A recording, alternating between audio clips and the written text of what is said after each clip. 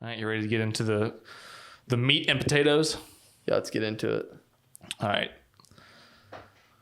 So there is, I don't know if I ever even told you this or if you already know this or whatever.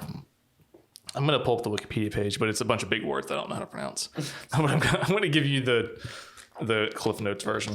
All right. All right. So there is and I don't remember exactly locate geographic wise where this is at. Yeah. But there is a parasite that it's pretty much stays in warm hot springs and stuff. Yeah. But it's a parasite that gets into crickets, and once it gets into the crickets, shut up. It somehow once it gets into the once it infects the crickets, it convinces the crickets to jump into the water and drown and kill themselves. No, I've seen that thing. I think that's a movie. There's a movie about it. Yeah. There's a movie about it. You can't see it, and you can look it up. There is a movie about it. It gets in your head, and it automatically makes you commit suicide.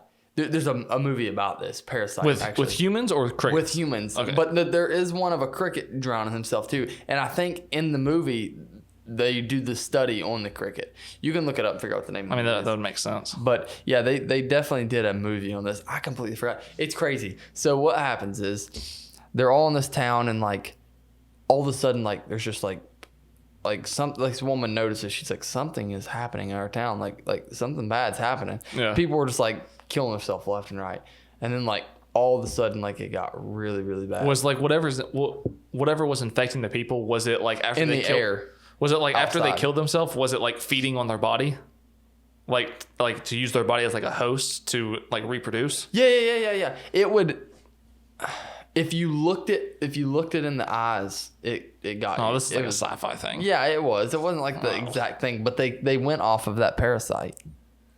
Look up. What does it look like under is it real? Yeah, it's a legitimate thing. It's real. Where's it at? I don't remember where it's at. Can it get into humans? Yes, but it's not. I don't think it'll make you kill yourself. I don't think it really affects humans that much. Because it's whatever this is, the spinocortidosa teline, whatever that means. Spinocortidosis. Yeah. Telani. A parasitic nematropomorph hairworm. This is why I didn't read off the page, because it's a bunch of big words I don't know how to pronounce. These larvae develop in grasshoppers and crickets. The parasite is able to influence its host behavior. Once the parasite is grown, it causes the grasshopper host to jump into water where the grasshopper will likely drown. I can't see that hardly that well. The parasite then leaves its host, and the adult worm lives and reproduces in water. What level would you say that you read at?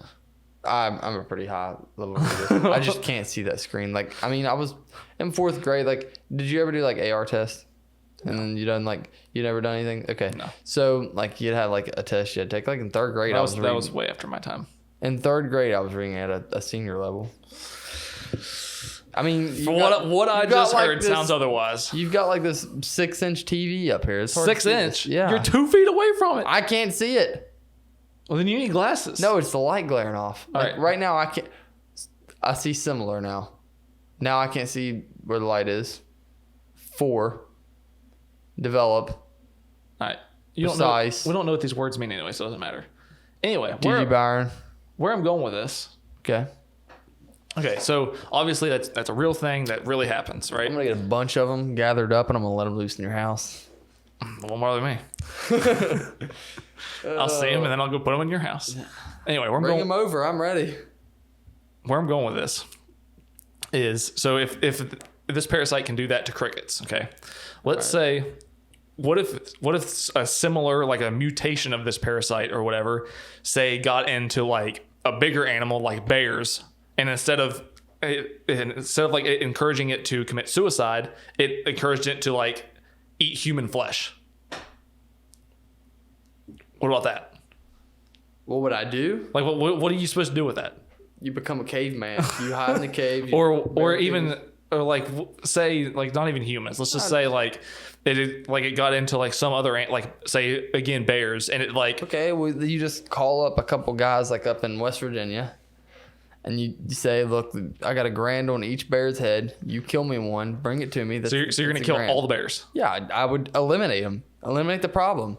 Okay, so then what about whenever it mutates to something else? Eliminate that problem. I will go until there's nothing left but me. So you're just gonna kill off the entire ecosystem. If that's what humans it takes, and all. If that's what it takes, yes. Okay. What would you do? Fight Run and hide? You'd fight the bears? Yeah. His mind is telling him, like, I have to eat this man. Okay, so let's eliminate the bear idea. Okay. What if this started getting into humans and we got like Made us try to eat like tigers? No.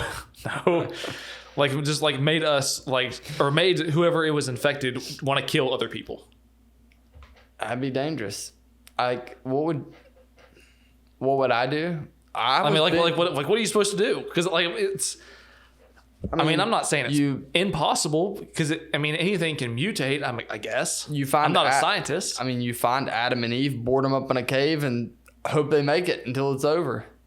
So you just like pick two people to like represent the human race while everyone else is gone. There's nothing we can do. Who are you gonna pick? Who's gonna be the representative of all males on Earth? Probably The Rock. No.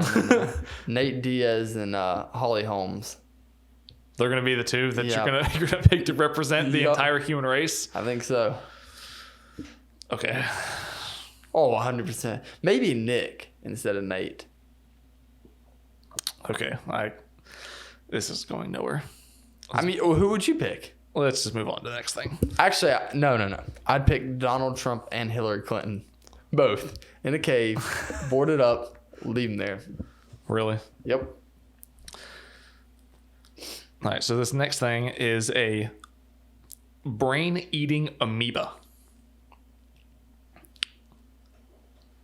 Okay, you'll tell me about it, or am I just going to take a guess at what it is? You can. I don't recommend reading this out loud because it's got a bunch of more big words. But basically, what this thing is it's an amoeba that lives in fresh water. All right. That if you're swimming and you come in contact with it, it can enter through your nasal passages, and then I think it said within 24 hours or 48 hours, it feeds on you. It basically turns your brain to mush. Like it feeds on your brain, and then you die. It gets in us? Yes. Where's this at? Fresh water. So it could be anywhere? Yes. Outside right now? Yes. Fresh water. Whoa. It's a... All right. Now, I'm not going to lie. Naegleria floweria. You said we are not going to put the tinfoil hats on. But I'm going to say... We're putting the tinfoil hats on. What, do you think this is a conspiracy? No, it's not a conspiracy. It's invented. It's a real thing. But it's by the government. It's invented. They made this, threw it in the water as a way of population control.